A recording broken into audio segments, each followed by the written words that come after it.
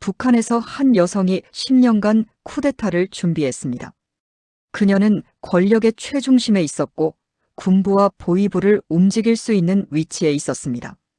하지만 실행 72시간 전 모든 계획이 무너지기 시작했습니다.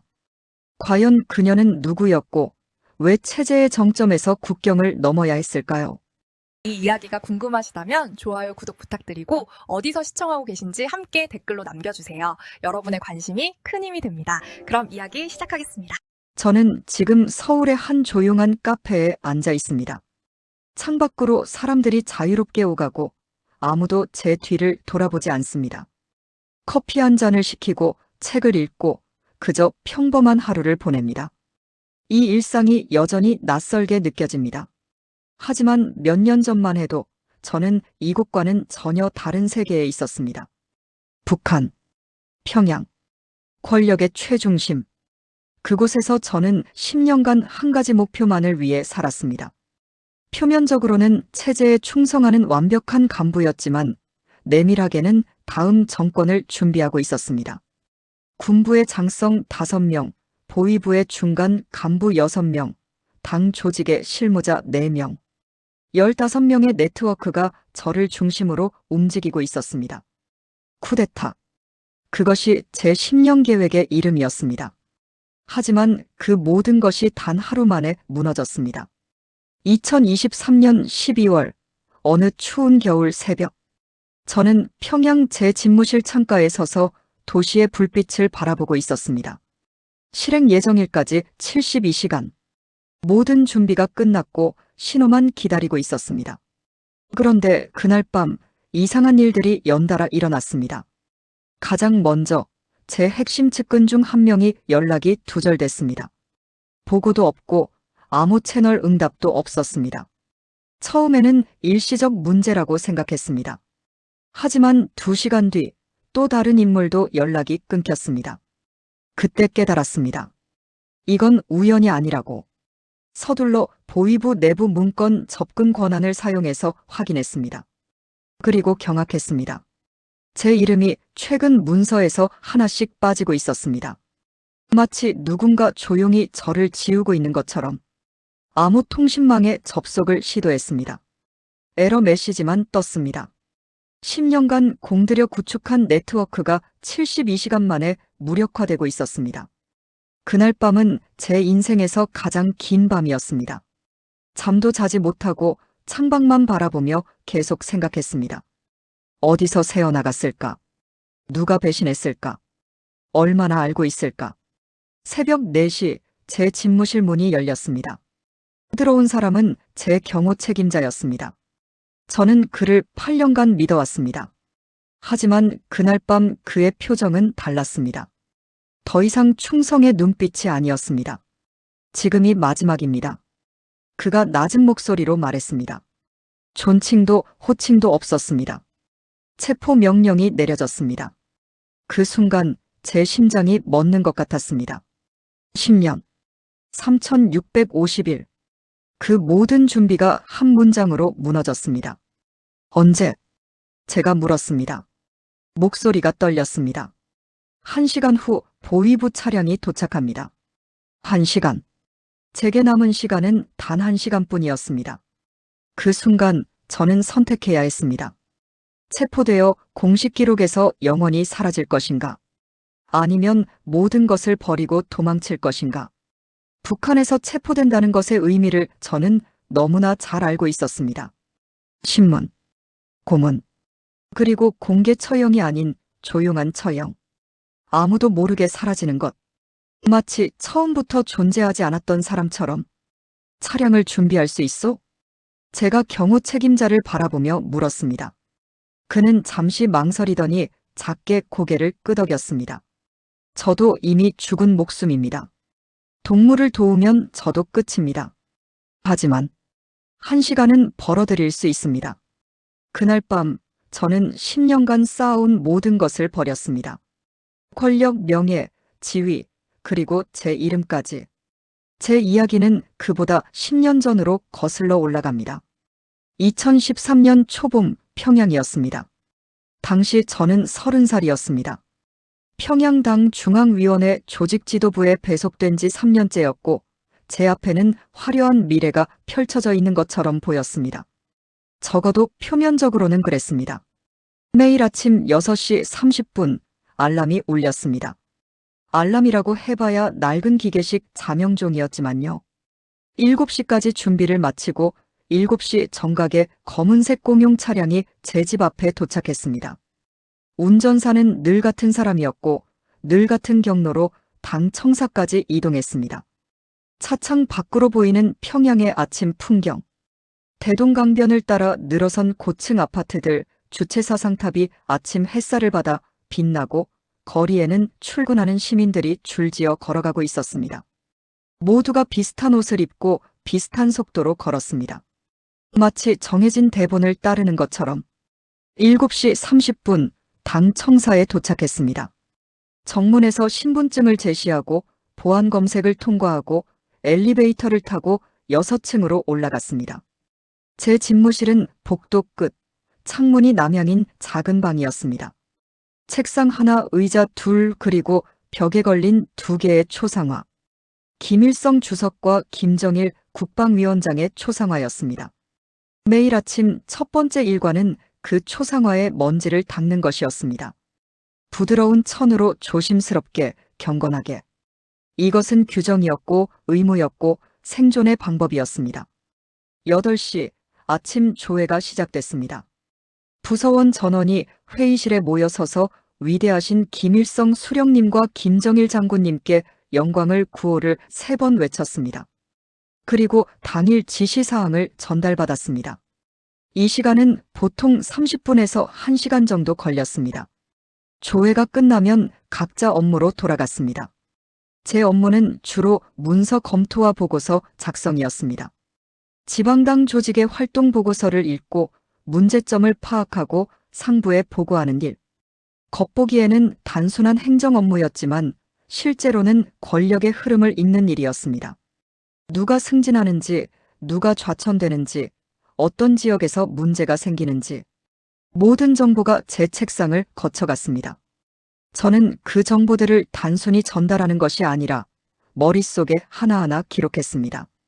언젠가 필요할 것이라는 예감이 들었으니까요. 점심시간은 12시였습니다.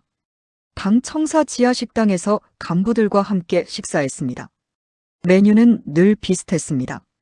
쌀밥, 김치, 된장국, 그리고 가끔 돼지고기 반찬이 나왔습니다. 평양 시민들도 배급이 부족한 시기였지만 당 간부들은 그래도 먹을 수 있었습니다. 이것이 특권이었습니다. 식사 중에도 대화는 조심스러웠습니다. 누가 듣고 있을지 모르니까요.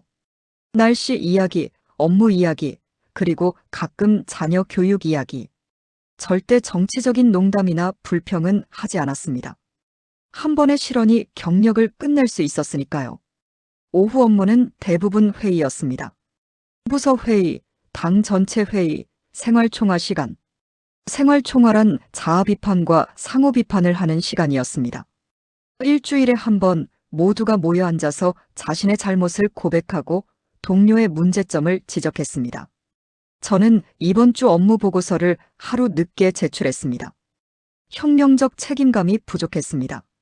저는 출근길에 수령님 초상화 배지를 잊어버렸습니다. 죄송합니다.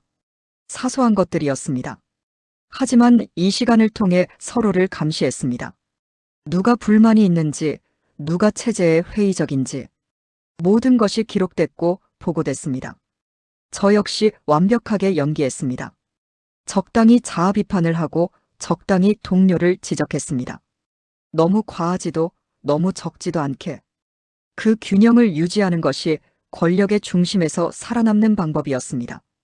오후 6시 퇴근 시간이었습니다. 하지만 정확히 6시에 퇴근하는 사람은 없었습니다. 그것은 혁명적 열의가 부족하다는 평가를 받을 수 있었으니까요.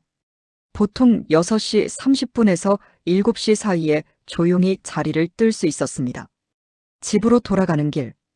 다시 검은색 차량, 다시 같은 경로, 다시 같은 풍경. 거리에는 퇴근하는 시민들이 줄지어 걸어가고 선전방송이 확성기에서 울려 퍼지고 있었습니다. 위대하신 김정은 원수님의 영도 따라 우리는 승리한다. 집에 도착하면 보통 8시였습니다. 간단히 저녁을 먹고 TV를 켰습니다. 북한 중앙 텔레비전에서는 늘 같은 프로그램이 나왔습니다.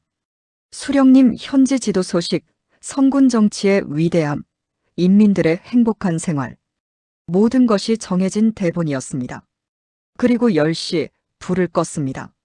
다음 날도 똑같은 하루가 반복될 것이었습니다. 이것이 제 일상이었습니다. 평양 권력 중심에서의 삶. 겉보기에는 화려했지만 실제로는 거대한 무대 위에서 정해진 역할을 연기하는 것에 불과했습니다. 모든 것이 감시당하고 모든 것이 통제됐습니다.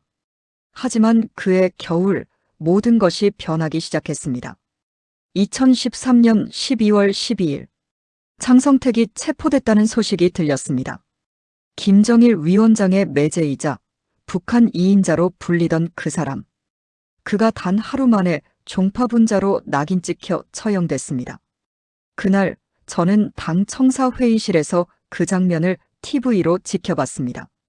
2명의 군인이 장성택의 팔을 붙잡고 끌고 가는 모습. 그의 얼굴은 창백했고 눈은 공포로 가득했습니다. 회의실은 조용했습니다. 아무도 말하지 않았습니다. 하지만 모두가 같은 생각을 하고 있었습니다. 저렇게 높은 자리에 있던 사람도 하루 만에 사라질 수 있구나. 그날 밤 저는 집에서 잠을 이룰 수 없었습니다. 창밖을 바라보며 생각했습니다. 이 체제에서는 누구도 안전하지 않다. 아무리 높은 자리에 있어도 아무리 충성해도 언젠가는 제거될 수 있다.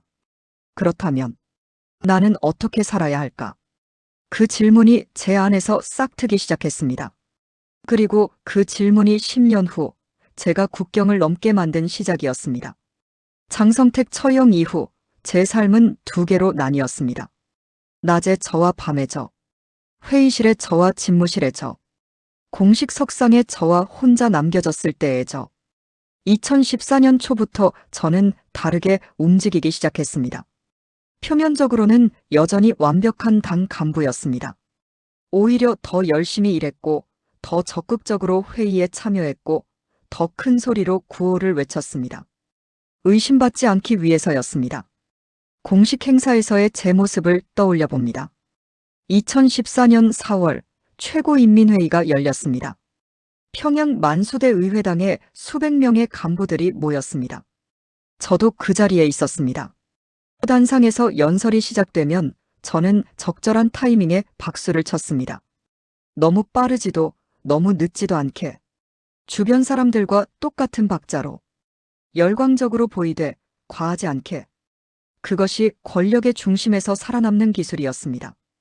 경애하는 최고 지도자 동지의 영도 따라 우리는 반드시 승리한다. 제 목소리는 누구보다 크고 확신에 차 있었습니다. 하지만 그 구호를 외치면서도 제 머릿속은 다른 생각으로 가득했습니다. 이 체제는 얼마나 갈 것인가? 누가 다음 장성택이 될 것인가? 그리고 나는 어떻게 살아남을 것인가? 회의가 끝나면 다른 간부들과 함께 식사를 했습니다. 특급 호텔 식당, 평양냉면과 불고기. 대화는 언제나 조심스러웠습니다. 이번 결정은 참으로 현명하십니다. 우리 인민들이 얼마나 행복해하겠습니까? 모두가 같은 말을 했습니다. 진심인지 연기인지는 중요하지 않았습니다. 그저 말해야 할 것을 말하고 들어야 할 것을 듣는 것. 그것이 전부였습니다. 하지만 밤에는 달랐습니다. 당 청사의 불이 하나둘 꺼지고 복도가 조용해지면 저는 제 집무실 문을 잠갔습니다. 그리고 책상 서랍 깊숙한 곳에 숨겨둔 공책을 꺼냈습니다. 평범한 검은색 공책이었지만 그 안에는 제가 3년간 모은 정보들이 빼곡히 적혀 있었습니다.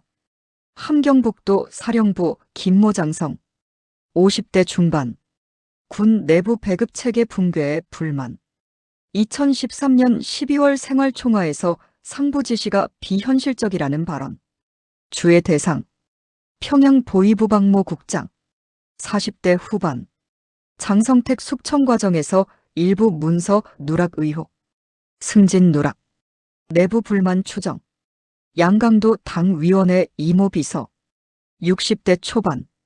고난의 행군 시기 가족 3명 하사. 현재 표면적 충성이나 내면 확인 필요. 이런 식이었습니다. 이름, 나이, 직책, 그리고 가장 중요한 것 마이너스 약점과 불만. 제가 모은 것은 단순한 인사정보가 아니었습니다.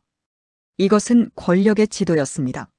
누가 어디에 있고, 누가 무엇을 원하고, 누가 언제 움직일 수 있는지. 밤 11시 집에 돌아와서도 일은 계속됐습니다. 다만 이번에는 다른 종류의 일이었습니다. 제 아파트는 평양 중심부에 있었습니다. 특권층이 사는 고층 아파트였습니다. 하지만 특권층이라 해도 전기는 하루에 몇 시간만 들어왔고 물도 정해진 시간에만 나왔습니다. 그것이 북한의 현실이었습니다. 촛불을 켜고 라디오를 조심스럽게 꺼냈습니다. 평범한 북한제 라디오처럼 보였지만 내부를 개조한 것이었습니다. 중국 접경 지역에서 몰래 들여온 부품으로요. 주파수를 조심스럽게 돌렸습니다. 북한 중앙방송이 아닌 다른 채널들, 한국방송, 자유아시아 방송, 미국 의소리 방송. 볼륨은 최소로 낮추고 귀를 라디오에 바짝 댔습니다. 북한 주민들의 식량난이 심각한 상황입니다. 유엔 보고서에 따르면 북한 내부 권력 투쟁설이 제기되고 있습니다. 탈북자 수가 증가하고 있습니다. 제가 낮에 보고받는 정보와는 완전히 다른 내용이었습니다. 낮에 보고서는 인민들의 행복한 생활, 풍년, 단결뿐이었습니다. 하지만 이 라디오는 다른 이야기를 했습니다. 굶주림, 탄압, 탈출. 양쪽 모두 진실이었습니다. 아니, 정확히는 양쪽 모두 일부의 진실이었습니다.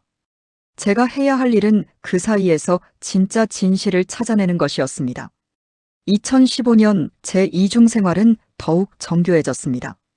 낮에는 회의에 참석하고 보고서를 작성하고 지시를 전달했습니다. 밤에는 정보를 수집하고 분석하고 기록했습니다. 어느 날 밤 저는 제가 모은 노트 전체를 펼쳐놓고 바라봤습니다. 3년치 정보, 수백 명의 이름, 수천 개의 사건, 그리고 그것들을 연결하는 선들. 그때 깨달았습니다. 이것은 단순히 정보 수집이 아니었습니다. 저는 권력의 빈틈을 찾고 있었던 것입니다. 체제가 흔들리는 지점, 균열이 생기는 순간, 그리고 제가 들어갈 수 있는 틈새를요. 하지만 동시에 두려움도 있었습니다. 만약 이 노트가 발각된다면, 만약 누군가 제 이중 생활을 알게 된다면, 그 결과는 뻔했습니다. 장성택과 같은 운명이었습니다.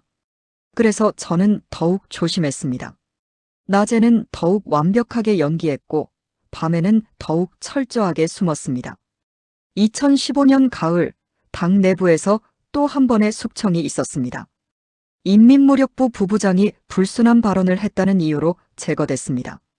구체적으로 무슨 말을 했는지는 알려지지 않았습니다. 중요한 것은 그가 사라졌다는 사실뿐이었습니다. 그날 밤 저는 제 노트에 그의 이름 옆에 빨간 줄을 그었습니다. 그리고 작은 글씨로 적었습니다. 2015.10 숙청, 발언 통제 강화, 주의.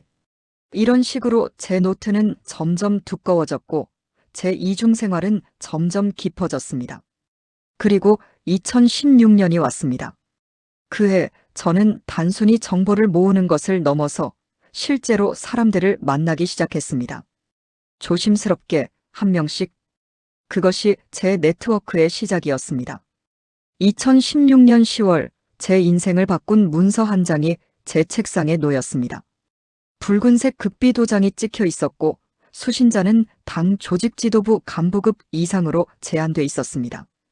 봉투를 뜯는 제 손이 떨렸습니다. 이런 문서는 보통 좋은 내용이 아니었으니까요. 문서를 펼쳤습니다. 제목은 특별의료지원 계획이었습니다.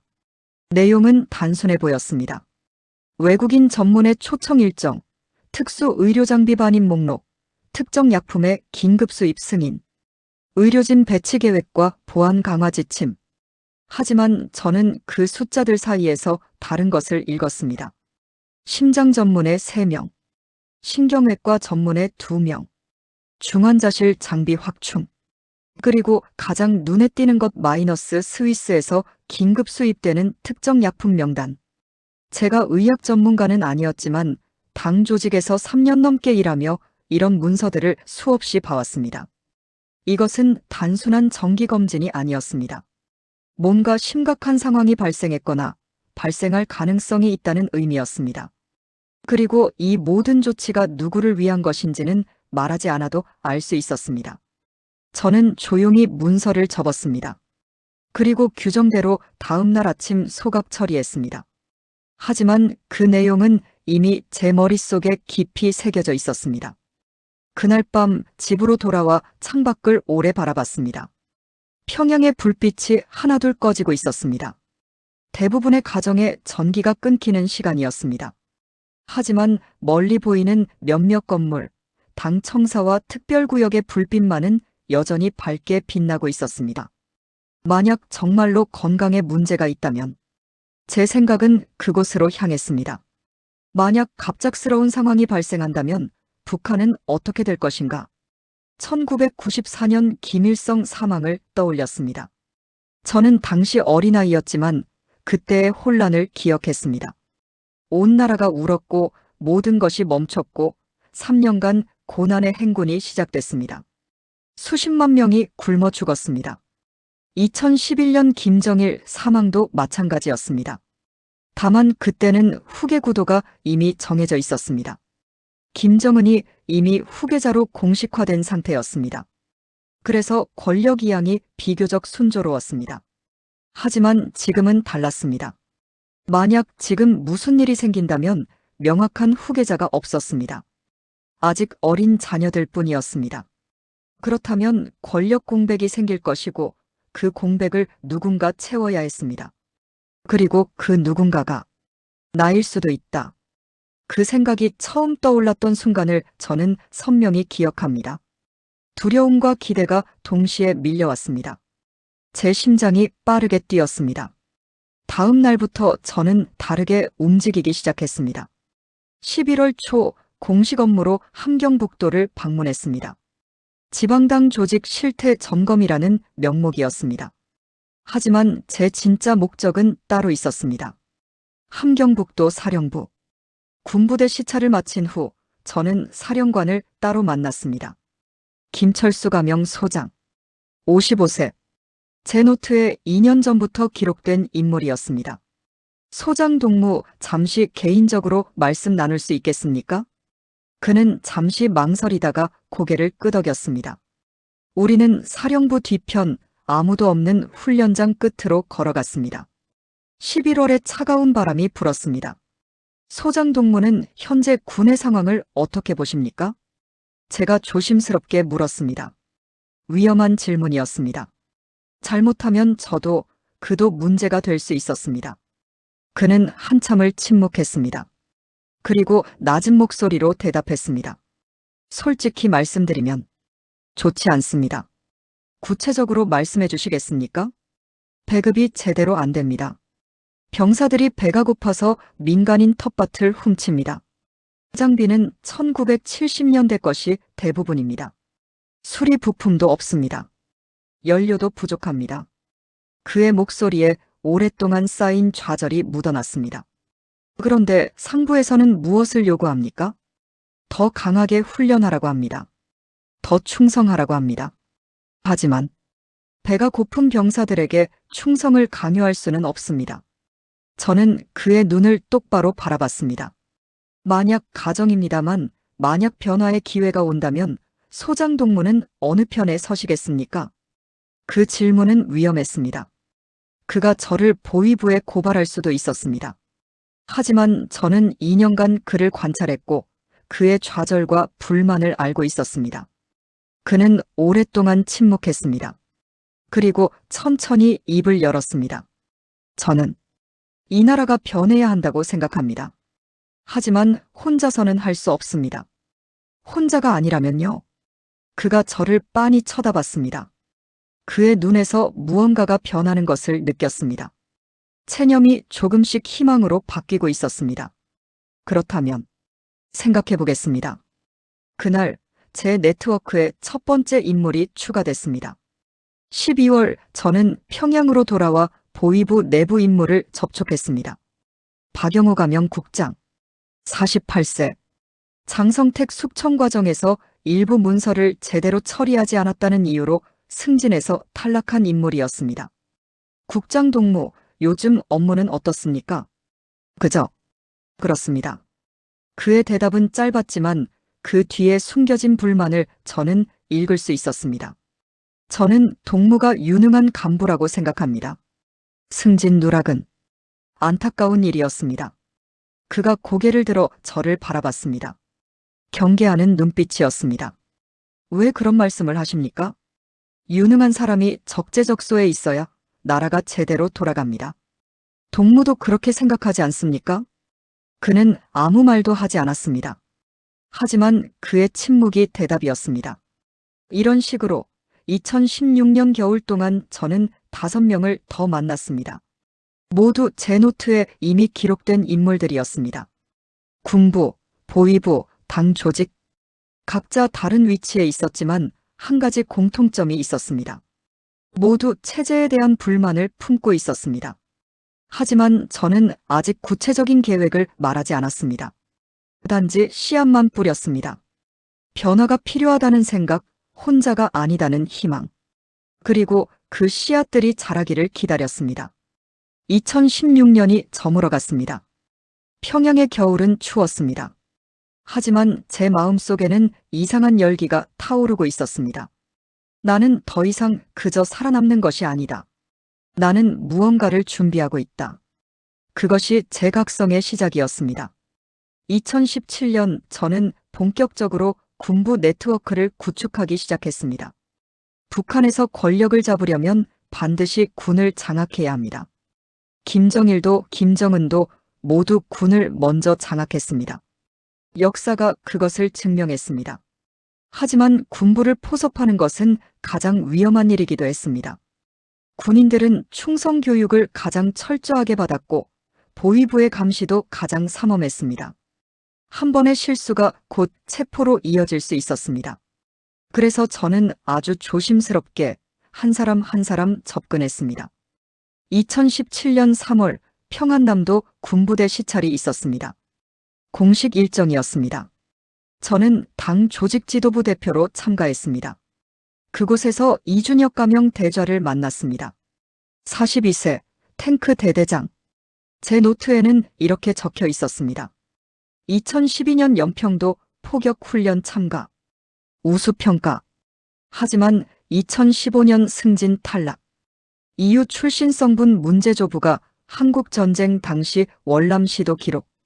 그는 능력은 뛰어났지만 출신 때문에 더 이상 올라갈 수 없는 인물이었습니다. 이런 사람이 제게는 가장 중요했습니다. 충분히 유능하지만 체제로부터 인정받지 못하는 사람. 훈련 시찰 후 저는 그를 따로 불렀습니다. 대좌 동무 훈련이 인상적이었습니다. 감사합니다. 그의 대답은 짧았지만 목소리에서 오랜 피로가 느껴졌습니다. 대좌 동무는 전술 능력이 뛰어난 것 같은데 왜 아직 이 자리에 계십니까? 위험한 질문이었습니다. 하지만 저는 이미 그의 배경을 알고 있었습니다. 그는 잠시 침묵하다가 쓴웃음을 지었습니다. 당에서 정한 일이니 따라야지요. 하지만 동무 같은 인재가 제대로 쓰이지 못하는 것은 나라의 손실 아니겠습니까? 그가 저를 빤히 쳐다봤습니다. 경계와 궁금증이 섞인 눈빛이었습니다. 무슨 말씀을 하시려는 겁니까? 언젠가는 진정한 능력이 인정받는 날이 올 것입니다. 그때를 위해 준비하는 것도 나쁘지 않다고 생각합니다. 그는 아무 말도 하지 않았습니다. 하지만 제 명함을 받았고 나중에 연락이 왔습니다. 그렇게 두 번째 군부 인물이 제 네트워크에 들어왔습니다. 4월 함경남도에서 강민수 가명 소장을 만났습니다. 52세 포병사령관. 그의 부대는 남쪽을 향한 장사정포를 관리했습니다. 전략적으로 매우 중요한 위치였습니다. 하지만 그에게는 개인적 아픔이 있었습니다. 그의 아들이 2016년 탈영을 시도했다가 붙잡혔습니다. 처형은 면했지만 정치범 수용소로 보내졌습니다. 아버지인 그도 연좌제로 감시 대상이 됐습니다. 소장 동무, 아드님 소식은 들으셨습니까? 제가 조심스럽게 물었습니다. 이것은 금기된 주제였습니다. 탈영은 반역행위였고 그 가족에 대해 언급하는 것조차 위험했습니다. 그의 얼굴이 굳었습니다. 당의 결정을 따를 뿐입니다. 하지만 아버지로서는 힘드시겠습니다. 그의 눈이 붉어졌습니다. 52세 군인이 수십 년간 군 생활을 한강인한 사람이 눈물을 참고 있었습니다. 제 아들은 배가 고팠습니다. 그저 먹을 것을 구하려고 국경으로 갔을 뿐입니다. 하지만 그것이 반역이라고. 그것이 이 나라의 법입니다. 그날 저는 아무 말도 하지 않았습니다. 그저 그의 옆에 앉아 함께 침묵했습니다. 때로는 말보다 침묵이 더 큰 연대를 만들었습니다. 일주일 후 그에게서 연락이 왔습니다. 더 이야기하고 싶습니다. 그렇게 세 번째 군부 인물이 들어왔습니다.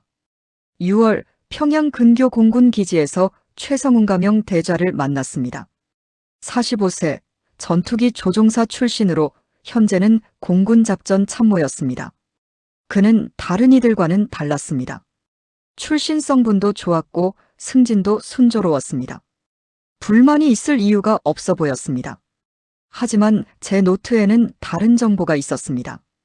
2014년 그의 후배 조종사가 훈련 중 미그기를 몰고 한국으로 귀순했습니다. 그 사건으로 그도 책임을 물어 3개월간 조사를 받았습니다. 결국 무혐의로 풀려났지만 그 경험이 그를 바꿔놓았다는 정보였습니다. 대좌 동무, 공군 전력은 어떻습니까? 제가 물었습니다. 솔직히 말씀드려도 됩니까? 그가 주위를 살피며 조심스럽게 물었습니다. 물론입니다. 우리 전투기의 70%는 실전에 투입할 수 없습니다. 연료가 없고 부품이 없고 조종사들은 비행 시간이 부족합니다. 한국 공군과 비교하면 비교 자체가 불가능합니다. 그의 목소리에는 군인으로서의 자존심이 상한 분노가 섞여 있었습니다. 그런데 우리는 매년 무적의 공군이라고 선전합니다. 대좌 동무는 그것을 어떻게 생각하십니까? 저는 거짓말을 하는 것이 싫습니다. 군인은 국가를 지켜야 합니다. 하지만 거짓으로는 지킬 수 없습니다. 네 번째 인물이었습니다. 9월 가장 중요한 인물을 만났습니다. 황대성 가명 중장, 58세 평양방어사령관. 그는 군부 내에서도 핵심 중의 핵심이었습니다. 수도 평양을 지키는 부대를 지휘했습니다. 만약 정변이 일어난다면 그의 부대가 가장 중요했습니다. 하지만 그를 만나는 것은 거의 불가능에 가까웠습니다. 그는 최고 위층과 직접 연결돼 있었고 보위부의 감시도 삼엄했습니다. 우연히 기회가 왔습니다. 당창건 기념일 행사에서 그와 같은 테이블에 앉게 됐습니다. 공식 석상이었지만 식사 중 짧은 대화를 나눌 수 있었습니다. 중장 동무, 평양방어는 완벽하십니까? 물론입니다. 우리 부대는 언제든 준비돼 있습니다. 공식적인 대답이었습니다. 하지만 저는 다른 질문을 던졌습니다. 외부의 적이 아니라 내부의 혼란에 대해서도 준비돼 있습니까? 그가 젓가락을 내려놓고 저를 똑바로 바라봤습니다. 무슨 의미입니까? 1990년대 초 소련이 무너질 때를 기억하십니까?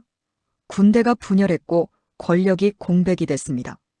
만약 우리에게도 그런 일은 일어나지 않습니다. 그가 단호하게 말했습니다.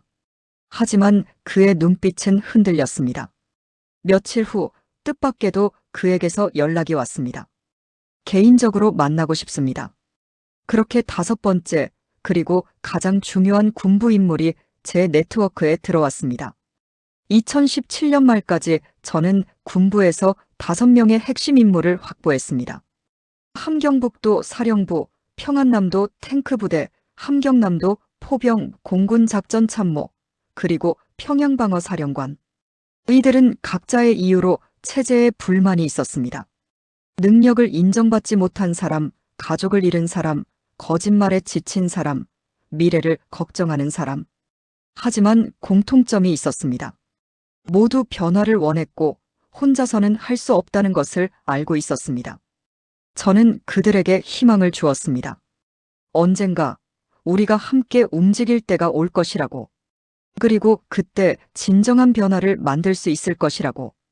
군부 네트워크의 기초가 완성됐습니다. 이제 다음 단계로 넘어갈 시간이었습니다. 군부를 확보했다면 이제 보위부였습니다. 북한에서 보위부는 특별한 존재입니다. 국가안전보위부. 모든 것을 감시하고 모든 것을 통제하는 조직. 군보다 더 두려운 존재였습니다.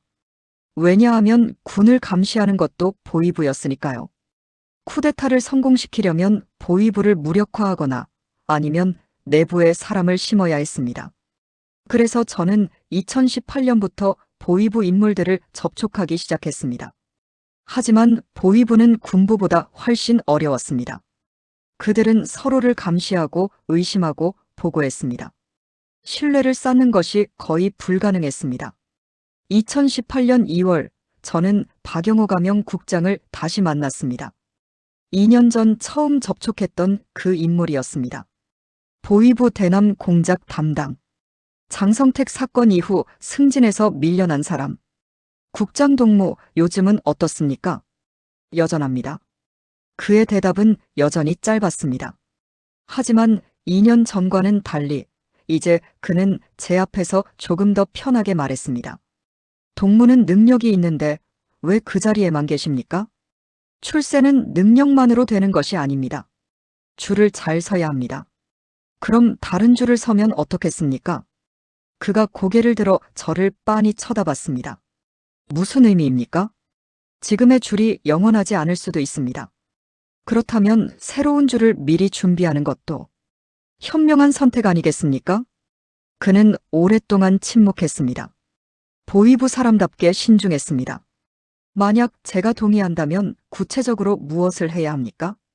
지금 당장은 아무것도 안 하셔도 됩니다. 다만 준비만 하십시오. 언젠가 제가 연락할 때 그때 움직여 주시면 됩니다. 그게 언제입니까? 아직은 모릅니다. 하지만 그날이 오면 동무도 알게 될 것입니다. 네트워크의 첫 번째 보위부 인물이었습니다. 4월 정혜진 가명 소자를 만났습니다. 39세 보위부 감찰과 여성이었습니다. 북한 보위부에서 여성이 소자까지 올라간 것은 드문 일이었습니다. 그만큼 능력이 뛰어났다는 의미였습니다. 그녀를 선택한 이유는 따로 있었습니다. 그녀의 남편이 2016년 해외 파견 중 귀순했습니다. 그 사건으로 그녀도 조사를 받았고 승진이 막혔습니다. 연좌제였습니다. 소자 동무, 최근 업무는 어떻습니까? 할 일을 할 뿐입니다. 그녀의 목소리는 차가웠습니다. 감정을 드러내지 않는 훈련을 받았던 것입니다. 남편 일은 유감스럽습니다. 그녀의 얼굴이 굳었습니다. 그 사람은 더 이상 제 남편이 아닙니다. 당에서 이미 관계를 끊으라고 했습니다. 하지만 동무는 아무 잘못이 없습니다. 왜 동무가 그 대가를 치러야 합니까? 그것이 이 나라의 법입니다. 법이라는 것은 누가 만듭니까? 그리고 누가 바꿀 수 있습니까? 그녀가 처음으로 저를 제대로 쳐다봤습니다. 무엇을 원하십니까? 동무 같은 유능한 사람이 제대로 인정받는 날이 왔으면 합니다. 그것뿐입니다. 며칠 후 그녀가 조용히 저에게 말했습니다. 필요할 때 연락하십시오. 5월 최동욱 가명 대좌를 만났습니다. 51세 보위부 정보 분석과장. 그는 북한 전역의 정보를 취합하고 분석하는 역할을 했습니다. 핵심 위치였습니다. 그의 약점은 아들이었습니다. 아들이 대학에서 불순한 자료를 소지했다가 적발됐습니다. 한국 영화였습니다. 아버지의 지위 때문에 처벌은 경미했지만 그 사건이 그를 바꿔놓았습니다. 대좌 동무, 아드님은 어떻습니까? 재교육을 받고 있습니다. 한국 영화 한 편 봤다고 재교육이라니 너무 가혹한 것 아닙니까? 그는 아무 말도 하지 않았습니다. 동무도 젊었을 때 궁금하지 않으셨습니까? 밖의 세상이 어떤지 궁금했습니다. 하지만 우리는 물어서는 안 됩니다. 왜입니까? 그것이 규칙이니까요. 하지만 규칙이 잘못됐다면요? 그가 고개를 들었습니다. 그의 눈에서 오랫동안 억눌러온 의문이 보였습니다. 당신은 위험한 말을 하고 있습니다. 저는 단지 질문을 했을 뿐입니다. 대좌 동무, 당신도 이미 그 질문을 하고 계시지 않습니까? 그날 그는 아무 대답도 하지 않았습니다. 하지만 일주일 후 그가 제게 작은 쪽지를 건넸습니다. 동의합니다. 7월 송민철 가명 중좌를 만났습니다. 44세, 보위부 통신 감청과. 그는 북한 전역의 전화와 통신을 감청하는 부서에 있었습니다. 기술적으로 매우 중요한 인물이었습니다. 그를 포섭한 것은 의외로 쉬웠습니다. 그는 이미 회의적이었으니까요.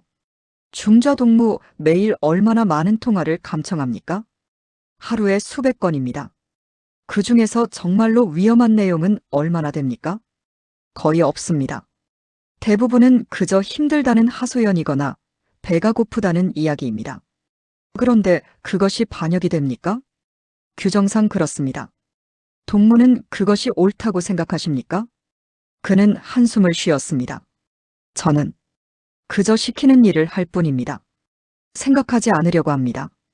하지만 생각이 되지 않습니까? 됩니다. 그렇다면 언젠가 다르게 할 수 있는 기회가 온다면 그때는 다르게 할 것입니다. 네 번째 보위부 인물이었습니다. 9월 마지막 인물을 만났습니다. 한준호 가명 소장. 55세, 보위부 작전국장. 보위부 내에서도 최고 위층이었습니다. 그를 포섭하는 것은 거의 불가능해 보였습니다. 충성심도 강했고 권력도 있었고 의심도 많았습니다. 하지만 저는 그의 약점을 알고 있었습니다. 그의 형이 1990년대 고난의 행군 시기에 굶어 죽었습니다. 그 이후로 그는 평생 이런 일이 다시는 일어나서는 안 된다고 믿으며 살았습니다. 하지만 2017년 함경도에서 다시 아사자들이 발생했습니다. 소장 동무 함경도 상황 보고서를 보셨습니까? 맞습니다. 어떻게 생각하십니까? 안타깝습니다. 안타까운 것으로 충분합니까? 그가 날카롭게 저를 쳐다봤습니다. 무슨 말을 하려는 겁니까? 1990년대에 동무의 형님께서 돌아가셨다고 들었습니다. 그 일이 다시 반복되고 있습니다. 동무는 이것을 그냥 지켜보실 겁니까? 그의 얼굴이 굳었습니다. 나는 내 임무를 다할 뿐입니다. 임무가 무엇입니까? 국가를 지키는 것입니까? 아니면 권력을 지키는 것입니까? 그 둘은 같은 것입니다. 정말 그렇습니까? 인민이 굶어 죽는데도. 그는 오랫동안 침묵했습니다. 그리고 조용히 말했습니다. 당신은 위험한 사람입니다. 하지만 당신 말이 틀리지 않습니다. 다섯 번째, 그리고 가장 중요한 보위부 인물이었습니다. 2018년 말 저는 보위부의 5명의 네트워크를 완성했습니다. 대남 공작, 감찰, 정보 분석, 통신 감청, 그리고 작전. 각 부서의 핵심 인물들이었습니다. 군부 5명, 보위부 5명, 10명의 네트워크. 이제 마지막 퍼즐이 남았습니다. 당 조직이었습니다. 2019년 모든 것이 순조로워 보였습니다. 하지만 바로 그때 첫 번째 위기가 찾아왔습니다. 3월 어느 날 보위부 내부 문건이 제 책상에 올라왔습니다.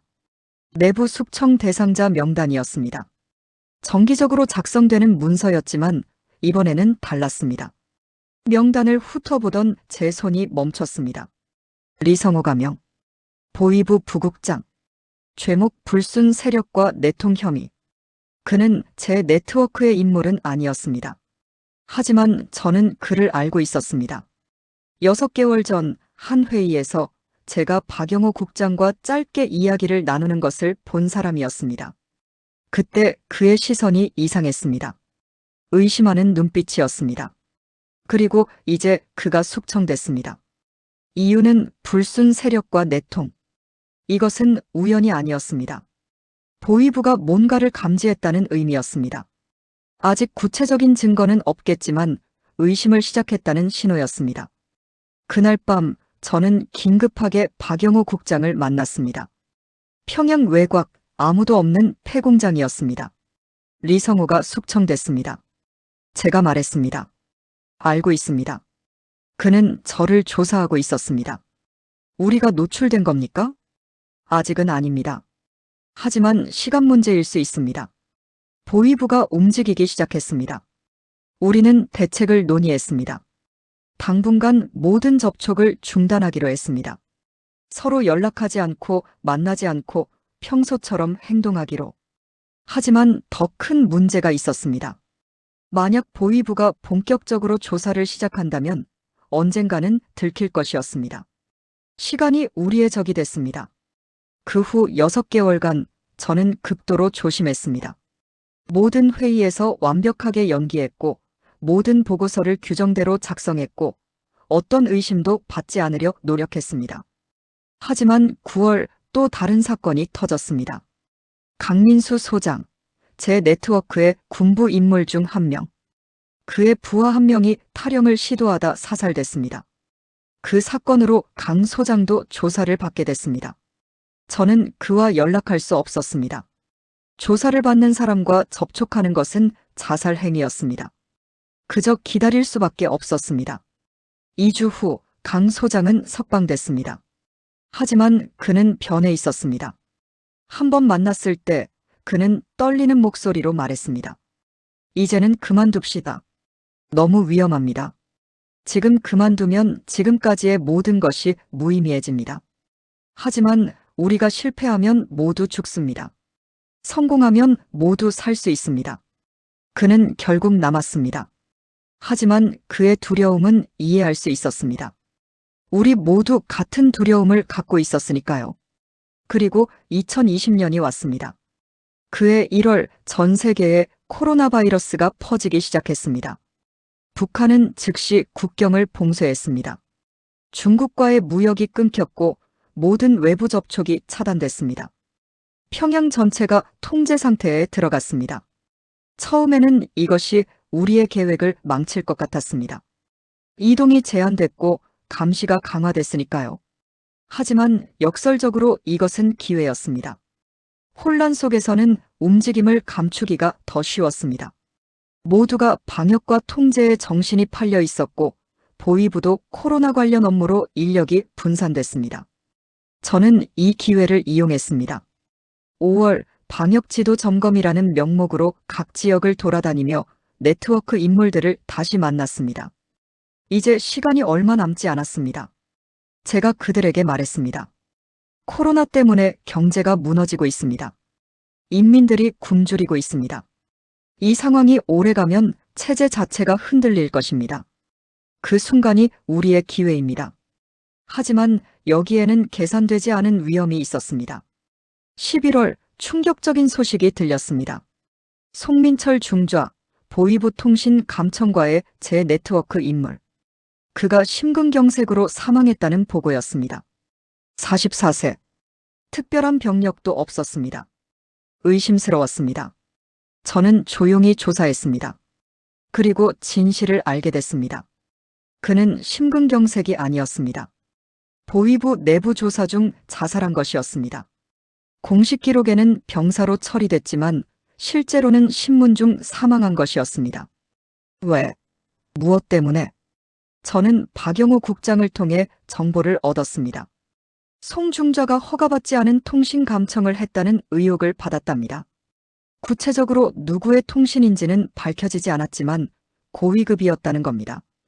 그는 우리의 작전을 위해 정보를 모으다가 발각됐을 가능성이 높았습니다. 그날 밤 저는 처음으로 진심으로 두려웠습니다. 네트워크의 한 명이 제거됐습니다. 다음은 누구일까? 언제 제 차례가 올까? 하지만 멈출 수 없었습니다. 이미 너무 깊이 들어왔습니다. 뒤로 물러서는 것도 그대로 있는 것도 위험했습니다. 유일한 길은 앞으로 나아가는 것뿐이었습니다. 12월 저는 남은 핵심 인물들과 마지막 점검 회동을 가졌습니다. 어느 외딴 군사시설 지하 벙커였습니다. 11명이 모였습니다. 원래는 15명이었지만 송 중좌가 사망했고 3명은 다른 지역으로 전출돼 참석할 수 없었습니다. 동무들, 우리는 위험한 순간을 맞았습니다. 제가 말했습니다. 송동무가 사망했습니다. 이것은 경고입니다. 보위부가 우리를 의심하고 있을 수 있습니다. 하지만 바로 그렇기 때문에 우리는 더 빨리 움직여야 합니다. 황대성 중장이 물었습니다. 언제입니까? 아직은 모릅니다. 하지만 조건이 맞아떨어지는 순간 즉시 움직여야 합니다. 준비 기간은 72시간. 그 안에 모든 것을 끝내야 합니다. 72시간이면 부족하지 않습니까? 충분해야 합니다. 더 길면 들킬 것입니다. 그날 우리는 최종 계획을 확정했습니다. 누가 무엇을 할 것인지, 어떤 순서로 움직일 것인지, 비상시 대책은 무엇인지 모든 것이 정해졌습니다. 이제 남은 것은 단 하나. 그 순간이 오기를 기다리는 것. 하지만 우리는 몰랐습니다. 그 순간이 생각보다 훨씬 빨리 올 것이라는 것을. 그리고 우리가 준비한 것과는 전혀 다른 방식으로 끝날 것이라는 것을. 2021년이 저물었고 2022년이 왔고 2023년이 왔습니다. 그리고 그해 12월 모든 것이 무너졌습니다. 2023년 9월 기회가 왔습니다. 급비 보고서가 다시 제 책상에 올라왔습니다. 이번에는 특별의료진 긴급 소집이라는 제목이었습니다. 내용을 보는 순간 저는 알았습니다. 드디어 그 순간이 가까워졌다는 것을. 보고서에는 중환자실 완전 가동 준비, 24시간 의료진 대기, 그리고 가장 눈에 띄는 것 돌발 상황 대비 비상통치위원회 구성안 검토라는 문구가 있었습니다. 비상통치위원회. 이것은 최고 지도자가 직무를 수행할 수 없을 때 구성되는 임시 권력기구였습니다. 이 문구가 문서에 등장했다는 것은 상황이 심각하다는 의미였습니다. 저는 즉시 움직이기 시작했습니다. 9월 말 저는 군부 핵심 인물들과 긴급 회동을 가졌습니다. 국경방어 태세 점검이라는 명목으로 함경북도로 갔습니다. 황대성 중장, 김철수 소장, 이준혁 대좌가 참석했습니다. 동무들 때가 왔습니다. 제가 조용히 말했습니다. 비상통치위원회 구성안이 검토되고 있습니다. 이것은 우리가 기다리던 신호입니다. 황 중장이 물었습니다. 확실합니까? 확실합니다. 이제 준비해야 합니다. D-데이는 언제든 올 수 있습니다. 군은 준비됐습니다. 명령만 내리십시오. 10월 보위부 인물들을 만났습니다. 박영우 국장, 정혜진 소좌, 최동욱 대좌, 한준호 소장. 동무들, 이제 각자의 위치에서 준비하십시오. 제가 지시했습니다. 박동무는 대남 공작 라인을 통제하십시오. 외부 정보 유출을 막아야 합니다. 정동무는 감찰 기록을 준비하십시오. 우리를 조사할 수 있는 문서들을 확보하십시오. 최동무는 정보 분석 시스템을 장악하십시오. 우리에게 유리한 정보만 올라가도록. 한동무는 작전국을 준비시키십시오. 72시간 내에 평양 전역을 통제해야 합니다. 그들은 모두 고개를 끄덕였습니다. 10년을 준비했습니다. 이제 실행할 시간이었습니다. 11월 저는 당 조직의 마지막 인물들을 정리했습니다. 제 네트워크에는 군부와 보위부만 있는 것이 아니었습니다. 당 조직 내부에도 5명의 협력자가 있었습니다. 그들은 주로 행정과 선전을 담당했습니다. 총을 쏘는 역할은 아니었지만 쿠데타 후 정권을 안정시키는데 필수적이었습니다. 동무들, 쿠데타가 성공하면 가장 중요한 것은 처음 24시간입니다. 제가 설명했습니다. 그 시간 안에 방송을 장악하고 안정 메시지를 내보내고 인민들을 안심시켜야 합니다.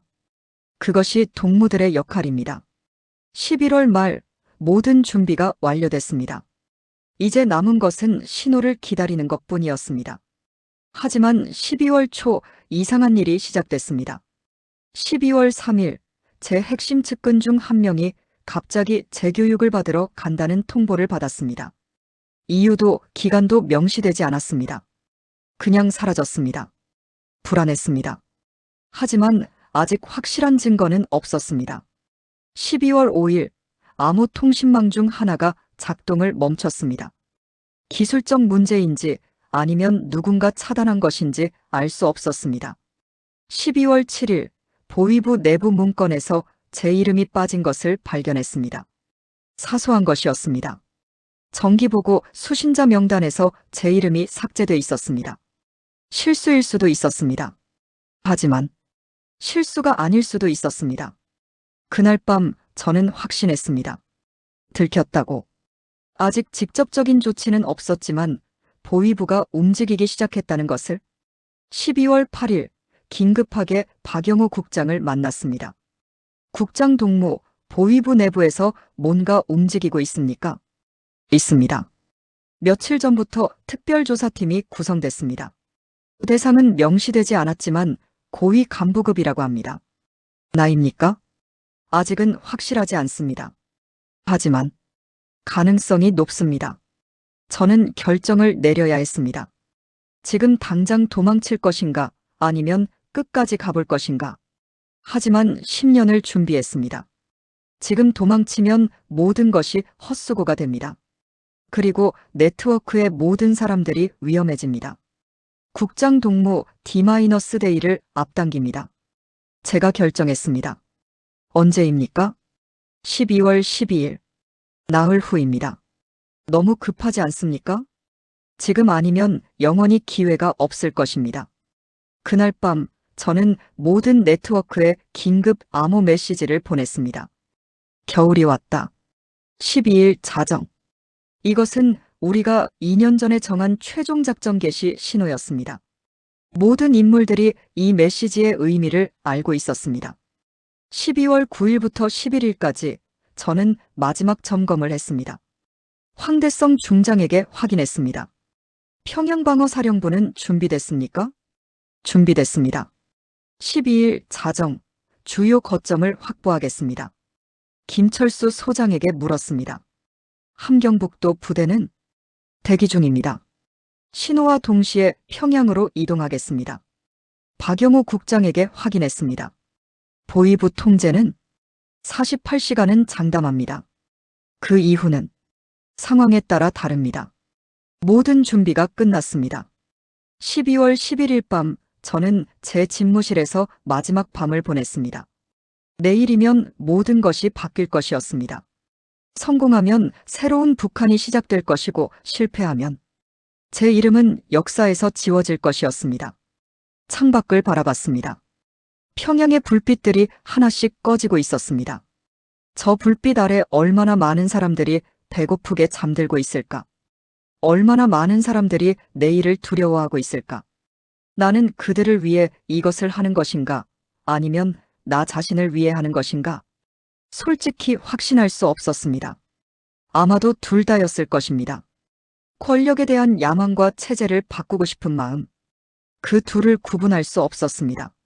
하지만 이미 선택했습니다. 돌아갈 수 없었습니다. 12월 12일 자정. D-데이. 저는 핸드폰을 들고 마지막 신호를 보내려 했습니다.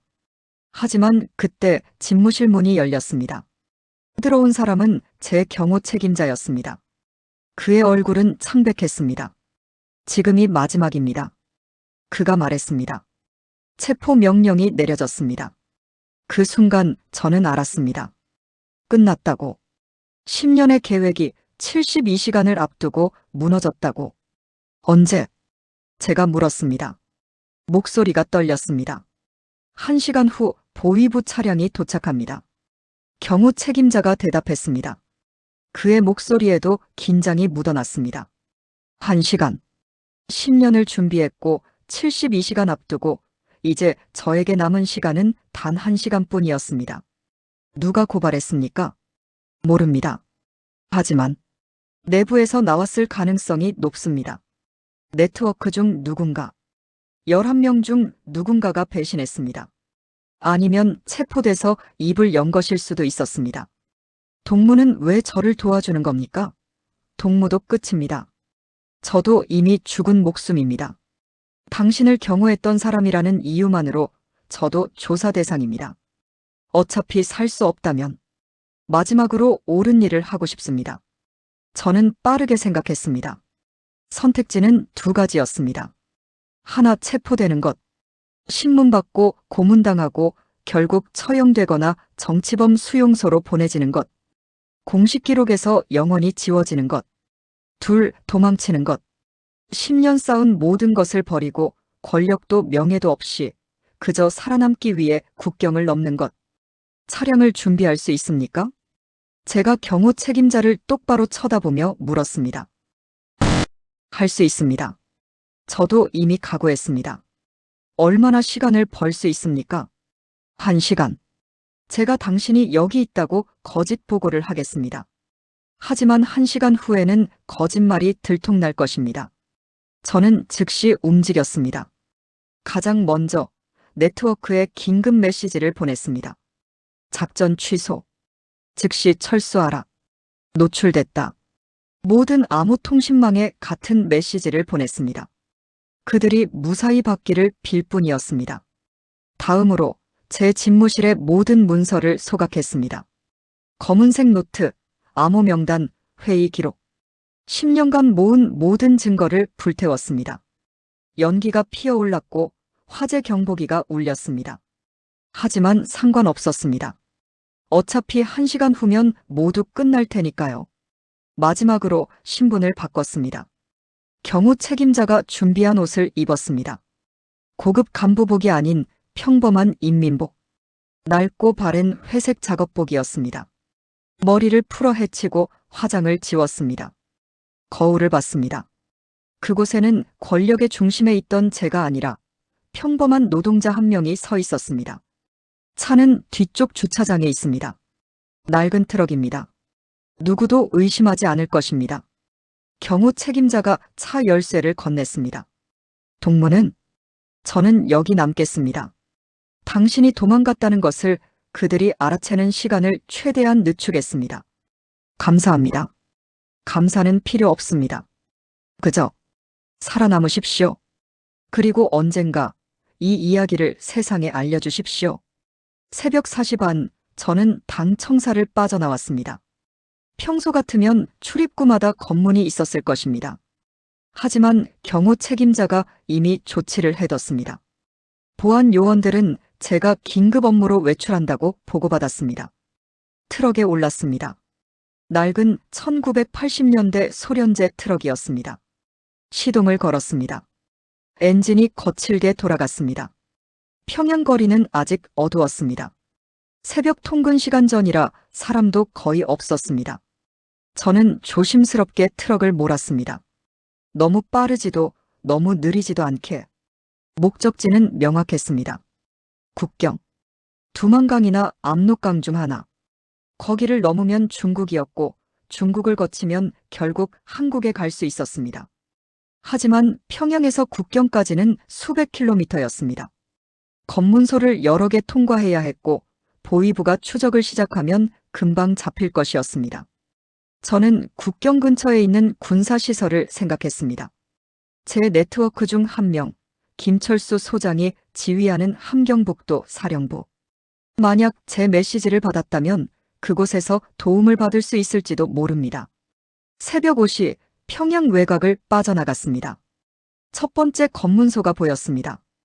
군인 2명이 서 있었습니다. 저는 트럭을 멈췄습니다.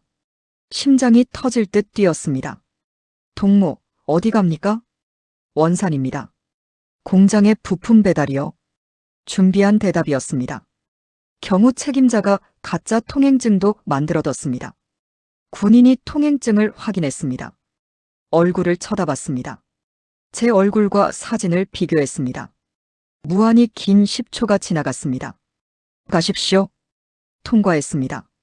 하지만 이것은 시작일 뿐이었습니다. 앞으로 더 많은 검문소가 있었고 시간이 지날수록 제 얼굴이 수배될 것이었습니다. 오전 6시 두 번째 검문소. 이번에는 보위부 요원도 함께 있었습니다. 동무, 트럭 뒤를 확인하겠습니다. 식은땀이 흘렀습니다. 트럭 뒤에는 실제로 공장 부품들이 실려 있었습니다. 경호 책임자가 준비한 것이었습니다. 보위부 요원이 트럭을 검사했습니다. 부품들을 하나하나 확인했습니다. 이상 없습니다. 가십시오. 다시 통과했습니다. 오전 8시 함경남도에 진입했습니다. 여기서부터는 군 지역이었습니다. 민간인 통행이 제한된 구역이었습니다. 세 번째 검문소, 군 헌병대였습니다. 동무, 이 지역은 통행이 제한됩니다. 특별 허가증이 있습니까? 없었습니다. 경호 책임자도 이것까지는 준비하지 못했습니다. 저는 긴급 배달입니다. 사령부에서 요청한 부품이요. 사령부 공문이 있습니까? 없습니다. 구두 지시를 받았습니다. 헌병이 의심스러운 눈으로 저를 바라봤습니다. 여기서 대기하십시오. 확인하겠습니다. 끝났다고 생각했습니다. 확인 전화를 하면 제 신분이 들통날 것이었습니다. 하지만 그때 기적이 일어났습니다. 다른 군용 차량이 도착했습니다. 그리고 그 차에서 내린 사람은 김철수 소장이었습니다. 무슨 일이요? 그가 헌병에게 물었습니다. 소장 동무, 이 사람이 사령부로 부품을 배달한다고 하는데 공문이 없습니다. 김 소장이 저를 쳐다봤습니다.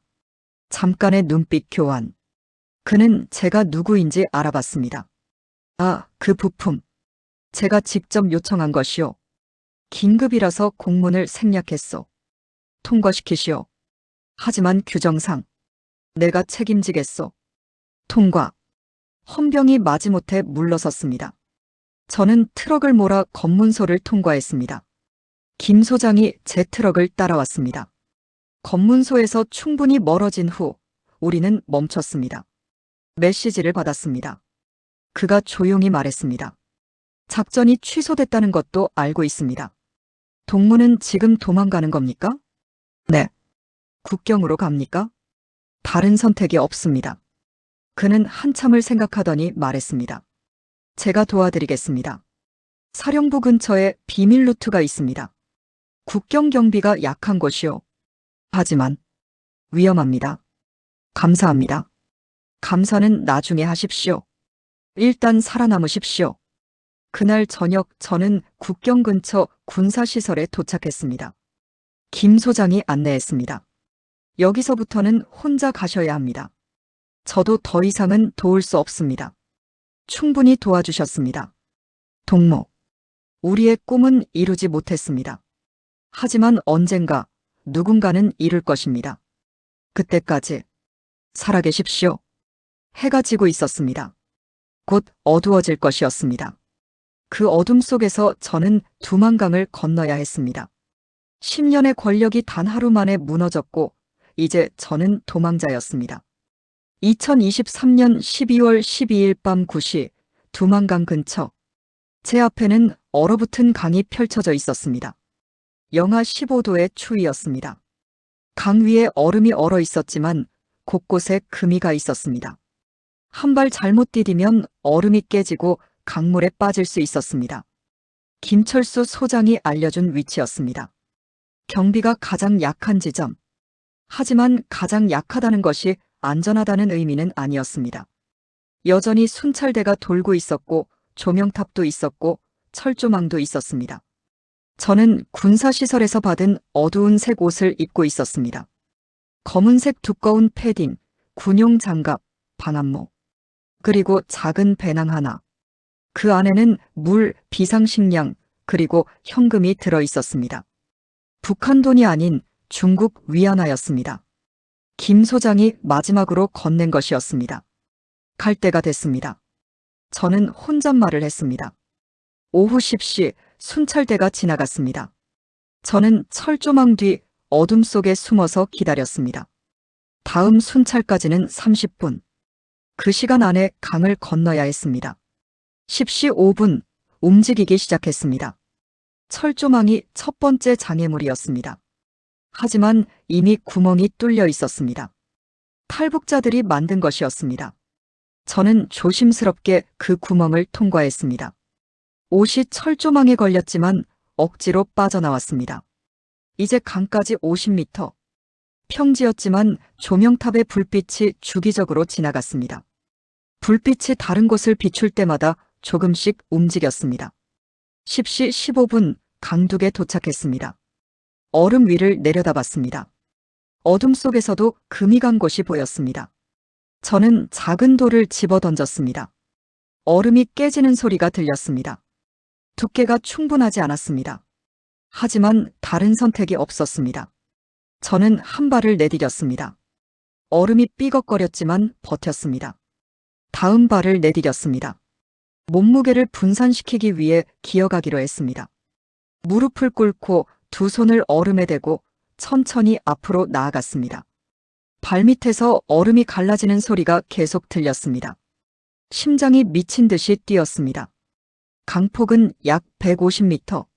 하지만 기어가야 했기 때문에 시간이 오래 걸렸습니다. 10분이 지났습니다. 아직 절반도 못 갔습니다. 그때 저 멀리서 불빛이 보였습니다. 순찰되었습니다. 예정보다 빨리 왔습니다. 저는 멈췄습니다. 움직이면 들킬 것 같았습니다. 얼음 위에 엎드려 숨을 참았습니다. 손전등 불빛이 강 위를 훑었습니다. 제 위치에서 불과 20m 떨어진 곳을 지나갔습니다. 이상 없음. 순찰대원의 목소리가 들렸습니다. 그들이 지나갔습니다. 저는 다시 움직였습니다. 이번에는 더 빨리. 시간이 없었습니다. 10시 35분 강 중간 지점을 넘었습니다. 이제 중국 쪽이 더 가까웠습니다. 하지만 그때 위험한 순간이 왔습니다. 제 오른발 밑에 얼음이 갑자기 크게 갈라졌습니다. 순간 몸이 기울어졌습니다. 물속으로 빠질 뻔했습니다. 본능적으로 팔을 뻗어 다른 곳을 잡았습니다. 간신히 균형을 잡았습니다. 하지만 오른쪽 다리는 물에 잠겼습니다. 영하 15도. 물은 얼음장처럼 차갑습니다. 다리 감각이 순식간에 사라졌습니다. 저는 이를 악물고 다리를 빼냈습니다. 그리고 다시 기어갔습니다. 멈추면 죽는다고 생각했습니다. 10시 50분 중국 쪽 강둑에 도착했습니다. 몸을 일으켰습니다. 오른쪽 다리가 얼어붙어 제대로 움직이지 않았습니다. 하지만 걸어야 했습니다. 강둑을 올라가 풀숲 속으로 들어갔습니다. 그리고 뒤를 돌아봤습니다.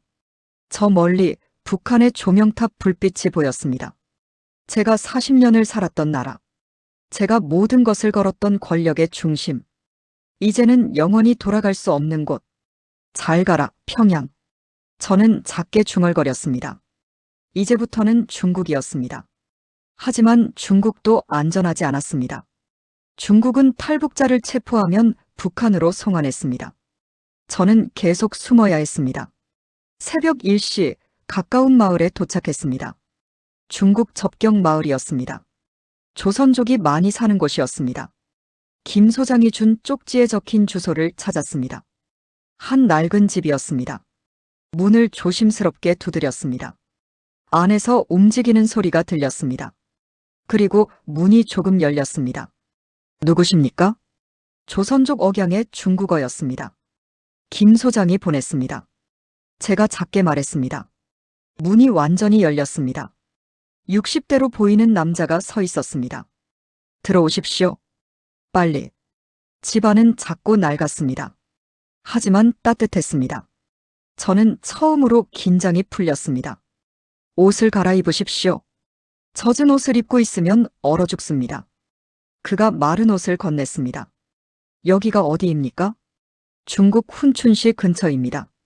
국경에서 5km 떨어진 곳입니다. 저를 왜 도와주십니까? 저도 옛날에 북에서 왔습니다. 40년 전에요. 그때 누군가 저를 도와줬습니다. 이제는 제가 도와줄 차례입니다. 감사합니다. 감사는 나중에 하십시오. 지금은 쉬십시오. 내일 아침에 다음 계획을 세워야 합니다. 그날 밤 저는 40년 만에 처음으로 북한 땅이 아닌 곳에서 잠을 잤습니다. 꿈을 꿨습니다. 평양에 제 집무실이 나왔습니다. 책상, 의자, 벽의 초상화들, 그리고 창밖으로 보이는 평양의 야경.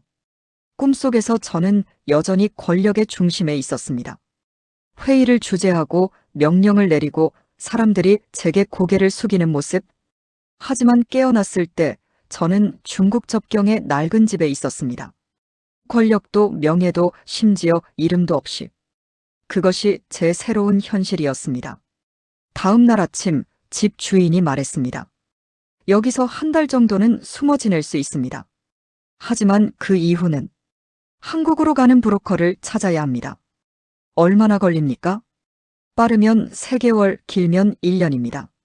운이 나쁘면 중국 공안에 잡혀서 북으로 송환될 수도 있습니다. 알겠습니다. 그리고 비용이 듭니다. 많이요. 저는 배낭에서 위안화 뭉치를 꺼냈습니다. 김 소장이 준 돈이었습니다. 이것이면 충분합니까? 그가 눈이 커졌습니다. 충분합니다. 당신은 도대체 누구입니까? 일반 탈북자가 아닌 것 같은데요. 말씀드릴 수 없습니다. 다만 북에서 중요한 위치에 있었다는 것만 알아주십시오. 그는 더 이상 묻지 않았습니다. 그렇게 저의 긴 여정이 시작됐습니다. 중국 은신, 브로커 접촉, 제3국 경유, 그리고 마침내 한국. 하지만 그 이야기를 하기 전에 먼저 북한에서 일어난 일을 말씀드려야 할 것 같습니다. 제가 탈출한 다음 날 평양에서는 무슨 일이 벌어졌을까요? 제가 탈출한 다음 날 평양에서는 대대적인 수색이 시작됐습니다. 나중에 안 일이지만 보위부는 제 네트워크를 거의 전부 파악하고 있었습니다. 누군가 고발했거나 감청을 통해 정보를 수집했을 것입니다. 12월 13일, 제가 탈출한 바로 그날 평양에서 15명이 동시에 체포됐습니다. 군부 인물 5명, 보위부 인물 4명, 당 조직 인물 4명, 그리고 제 경호 책임자 황대성 중장은 저항하다 현장에서 사살됐습니다. 박영우 국장은 신문 중 자살했습니다. 나머지는 정치범 수용소로 보내졌습니다. 김철수 소장만은 예외였습니다. 그는 제가 탈출한 직후 바로 자신도 국경을 넘었습니다. 지금 그는 한국 어딘가에 있습니다. 가끔 연락이 옵니다. 10년간 함께 꿈을 꿨던 사람들. 그들은 모두 사라졌습니다. 제가 살아남기 위해 그들을 희생시킨 것입니다. 이것이 제가 평생 짊어져야 할 죄책감입니다. 중국에서의 석 달은 지옥 같았습니다. 낮에는 집 안에만 있어야 했습니다. 창문 근처에도 갈 수 없었습니다. 혹시 누가 볼까 봐요. 중국 공안이 수시로 탈북자를 수색했습니다. 밤에만 잠깐 밖에 나갈 수 있었습니다. 마당에서 조심스럽게 신선한 공기를 마셨습니다. 하늘을 봤습니다. 별이 많았습니다. 평양에서는 전기가 부족해서 밤이 어두웠지만 여기는 달랐습니다. 마을 곳곳에 불빛이 있었고 그래서 역설적으로 별은 덜 보였습니다. 2월이 됐을 때 브로커가 나타났습니다. 50대 중국인 남자였습니다. 이름은 묻지 않았습니다. 그도 제 이름을 묻지 않았습니다. 여기서 광저우까지 차로 이틀 걸립니다. 그 다음 베트남 국경을 넘어서 라오스를 거쳐 태국으로 갑니다. 태국에서 한국 대사관으로 가면 됩니다. 얼마나 걸립니까? 운이 좋으면 한 달, 나쁘면 모릅니다. 비용은 이미 받았습니다. 집 주인이 제가 준 돈으로 이미 처리했던 것입니다. 언제 출발합니까? 내일 밤. 2024년 2월 15일 밤, 저는 다시 도망자가 됐습니다. 트럭 짐칸에 숨었습니다. 다른 탈북자 3명이 함께 있었습니다. 20대 남자 2, 30대 여자 1명. 우리는 서로 이름도 묻지 않았습니다. 그저 같은 운명을 가진 사람들이었습니다. 이틀 동안 트럭 안에서 지냈습니다. 화장실도 갈 수 없었습니다. 물과 빵만 먹었습니다. 트럭이 멈출 때마다 심장이 멎는 것 같았습니다. 혹시 공안인가 싶어서요. 광저우에 도착했습니다. 거대한 도시였습니다. 평양의 10배는 되는 것 같았습니다. 고층 빌딩, 화려한 간판, 끊임없는 차량들. 저는 생각했습니다. 북한은 중국보다 40년 뒤처져 있구나. 광저우에서 베트남까지는 버스였습니다. 이번에는 가짜 중국 신분증을 받았습니다. 브로커가 만든 것이었습니다. 당신은 이제 장매이화입니다. 중국인입니다. 기억하십시오. 국경에서 검문이 있었습니다. 베트남 경찰이 신분증을 확인했습니다. 여행 목적이 뭡니까? 브로커가 대신 대답했습니다. 관광입니다. 얼마나 머물 겁니까? 일주일입니다. 경찰이 제 얼굴과 신분증 사진을 비교했습니다. 무한히 긴 시간이 흘렀습니다. 통과. 베트남에서는 사흘 동안 숨어 지냈습니다. 작은 호텔이었습니다. 방에서 나갈 수 없었습니다. 그 다음은 라오스였습니다. 이번에는 산길을 걸어서 국경을 넘었습니다. 밤새 걸었습니다. 열대 정글이었습니다. 벌레가 많았고 더웠고 숨이 막혔습니다. 새벽에 라오스 마을에 도착했습니다. 브로커가 말했습니다. 여기서 하루만 쉽시다. 내일 태국으로 갑니다. 하지만 그날 밤 문제가 생겼습니다. 라오스 경찰이 들이닥쳤습니다. 누군가 신고한 것이었습니다. 우리는 모두 체포됐습니다. 브로커까지. 경찰서로 끌려갔습니다. 신문이 시작됐습니다. 당신들은 누구입니까? 아무도 대답하지 않았습니다. 불법 입국입니다. 중국으로 송환하겠습니다.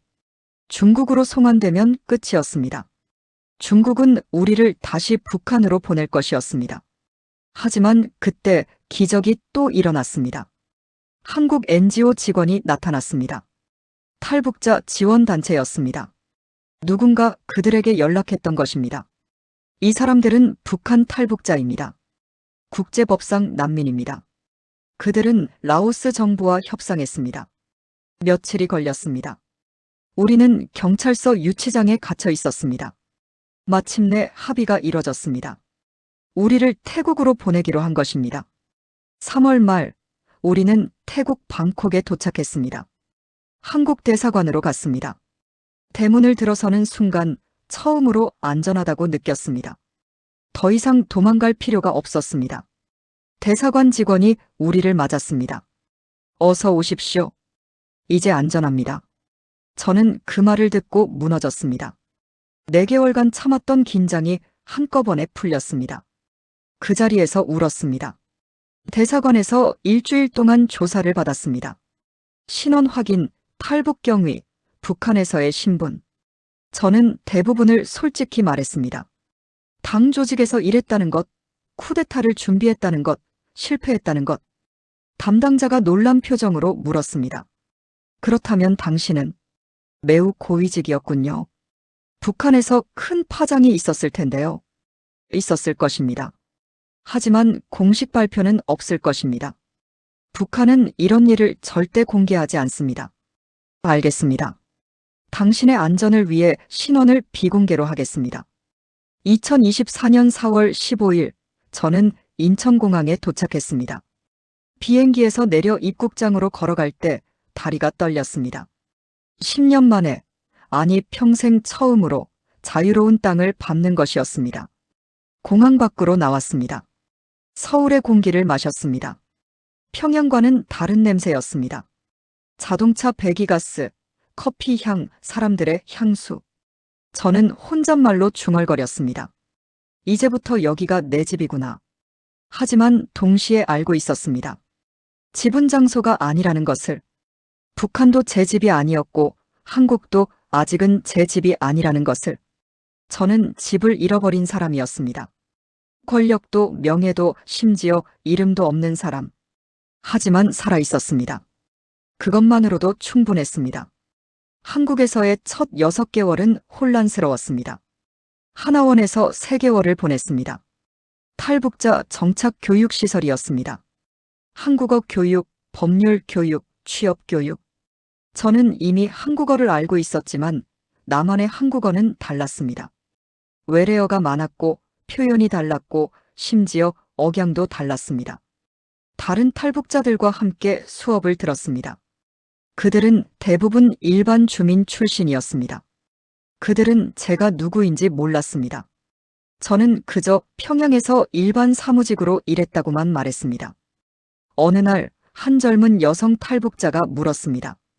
언니, 평양에서 살았으면 좋았겠어요. 저희는 함경도 시골이라 정말 힘들었거든요. 저는 어떻게 대답해야 할지 몰랐습니다. 제가 평양에서 권력의 중심에 있었다는 것을, 10년간 쿠데타를 준비했다는 것을, 15명의 네트워크를 구축했다는 것을. 그렇게 좋지만은 않았어요. 제가 조용히 대답했습니다. 평양도 결국은 같은 북한이니까요. 8월 하나원을 나와 서울에 작은 원룸을 얻었습니다. 정부 지원금으로요. 혼자 있는 시간이 많아졌습니다. 낮에는 한국 사회 적응 프로그램에 참여했지만 밤에는 혼자였습니다.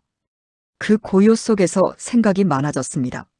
나는 도대체 무엇을 위해 그 모든 것을 했을까? 권력을 잡고 싶었습니다. 북한을 바꾸고 싶었습니다. 체제의 모순을 없애고 싶었습니다. 하지만 정말 그것뿐이었을까요? 솔직히 저도 모르겠습니다. 아마도 야망이었을 것입니다. 권력에 대한 갈망, 정점에 서고 싶었던 욕망. 하지만 동시에 진심으로 북한을 변화시키고 싶었던 마음도 있었습니다. 그 둘을 구분할 수 없었습니다. 어느 날 밤 김철수 소장에게서 연락이 왔습니다. 그도 한국에 있었습니다. 만나고 싶습니다. 우리는 서울의 한 조용한 카페에서 만났습니다. 그는 많이 늙어 보였습니다. 북한에서 보던 당당한 군인의 모습은 없었습니다. 그저 피곤해 보이는 60대 노인이었습니다. 잘 지내십니까? 제가 물었습니다. 그저 살아가고 있습니다. 그가 대답했습니다. 북에 남은 사람들 생각을 하면 잠을 잘 수가 없습니다. 저도 그렇습니다. 우리는 한참을 침묵했습니다. 우리가 함께 꿈꿨던 사람들, 황대성 중장, 박영호 국장, 그리고 다른 13명. 그들은 모두 사라졌습니다. 동무, 우리가 잘못한 겁니까? 그가 물었습니다. 잘못했는지 옳았는지 저도 모르겠습니다. 다만 우리가 실패했다는 것만은 확실합니다. 만약 다시 기회가 온다면 다시는 하지 않을 것 같습니다. 그날 이후 우리는 더 이상 만나지 않았습니다. 서로를 보면 과거가 떠올랐고 그것은 너무 고통스러웠습니다. 10월부터 저는 일을 시작했습니다. 탈북자 상담기관에서 자원봉사를 했습니다. 새로 온 탈북자들의 정착을 돕는 일이었습니다. 그들을 만나면서 깨달았습니다. 북한을 바꾸는 방법은 쿠데타만이 아니라는 것을. 한 사람 한 사람이 탈출하고 자유를 경험하고 그 이야기를 전하는 것. 그것도 변화였습니다. 느리지만 확실한 변화. 어느 날 20대 탈북 청년이 저에게 물었습니다. 선생님, 북한은 언제쯤 변할까요? 글쎄요. 제가 생각했던 것보다 훨씬 오래 걸릴지도 모릅니다. 하지만 반드시 변할 것입니다. 왜 그렇게 확신하세요? 왜냐하면 당신 같은 사람들이 계속 나오고 있으니까요. 한 명 한 명이 나올 때마다 북한은 조금씩 약해집니다. 그리고 자유는 조금씩 강해집니다. 2024년 12월 한국에 온 지 8개월이 됐습니다. 크리스마스 시즌이었습니다. 서울 거리는 화려한 조명으로 가득했습니다. 평양에서는 상상할 수 없는 풍경이었습니다. 저는 명동 거리를 걸으며 생각했습니다. 1년 전 이맘때 나는 평양에서 쿠데타를 준비하고 있었구나.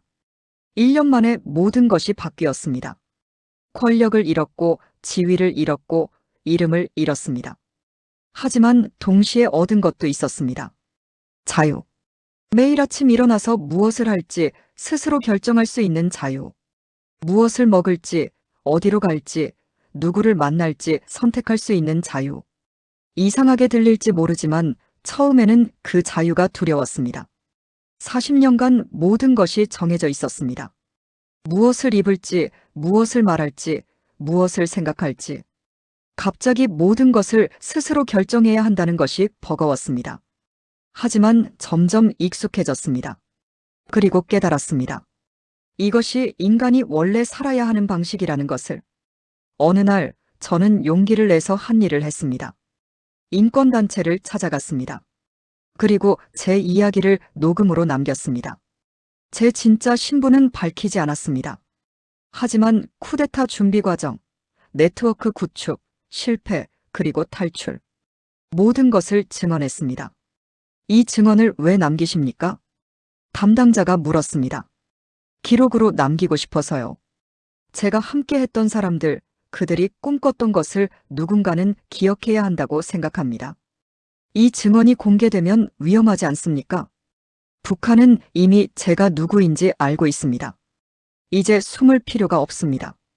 그 증언은 아마 언젠가 역사 기록으로 남을 것입니다.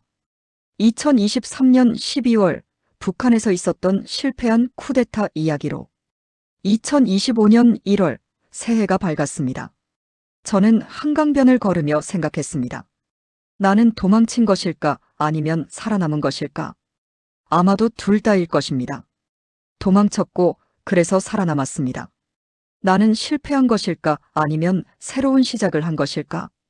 이것도 둘 다일 것입니다. 실패했지만 그래서 새로 시작할 수 있었습니다. 권력의 정점에서 추락했습니다. 모든 것을 잃었습니다. 하지만 지금 저는 자유롭습니다. 누구의 명령도 받지 않습니다. 누구를 감시하지도 않습니다.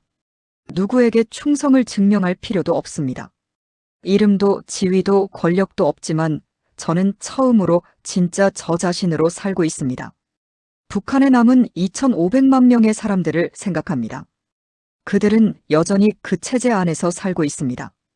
제가 바꾸려 했지만 실패한 그 체제 안에서 언젠가는 그들도 자유를 맛볼 날이 올까요? 저는 그날을 볼 수 있을까요? 확신할 수는 없습니다. 하지만 희망합니다. 그리고 지금 이 순간 저는 제가 할 수 있는 일을 합니다. 탈북자들을 돕고 이야기를 전하고 증언을 남기고 이것이 제가 선택한 새로운 삶입니다. 권력은 없지만 자유로운 삶. 명예는 없지만 진실한 삶. 이름은 숨겼지만 당당한 삶. 서울의 겨울 하늘을 올려다봅니다. 구름 사이로 햇살이 비칩니다. 제 새로운 인생의 첫 겨울입니다. 그리고 이것은 끝이 아니라 시작입니다.